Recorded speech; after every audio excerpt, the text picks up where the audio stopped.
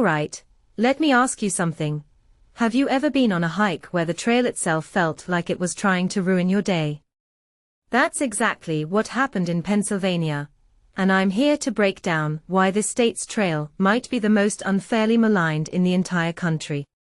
I mean, sure, the rocks are brutal, but let's talk about the real drama, the ground hornets, the psychological warfare of balancing on jagged stones, and the way the trail seems to conspire against you at every turn. It's not just a hike, it's a test of endurance, sanity, and whether you've ever actually packed vegetables in your backpack before. Let's start with the hostel. Picture this. After a grueling day of hiking, you stumble into this little gem called Stay Swatara. It's got snacks, sodas, and even a dog that's probably judging your life choices. But here's the thing, this isn't just a random pit stop. It's a lifeline. And the fact that they have V8. That's not just a drink, it's a survival tactic. I mean, how many thru-hikers do you know who actually think about adding veggies to their diet? Spoiler, not enough. But here's the kicker, the hostel isn't just a refuge, it's a reminder that even in the middle of nowhere, someone's thinking about your comfort. That's the kind of detail that makes you wonder why more trails don't have this level of care. Now, let's talk about the ground hornets.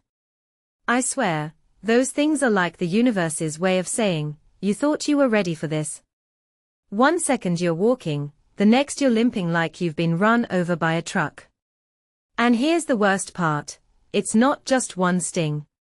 It's a full-on invasion. Jessie's got 3 of them trying to crawl into her socks, and I'm basically backhanding insects off my leg like I'm in a horror movie. What's fascinating is how quickly the trail turns from a scenic path to a war zone. These hornets aren't just a random obstacle, they're a metaphor for the trail's unpredictability.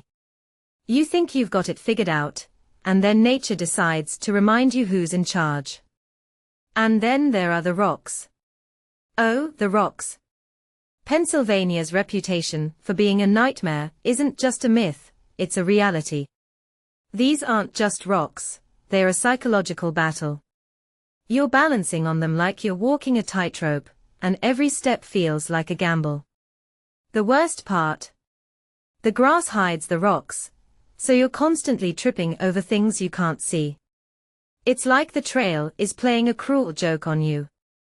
But here's the thing, the rocks aren't just a pain in the ass, they're a test of focus. Every time you almost lose your footing, you're forced to stay present. It's not just about physical strength, it's about mental resilience. And yet, the trail keeps throwing curveballs, like a sudden burnout area where the grass is taller than your backpack.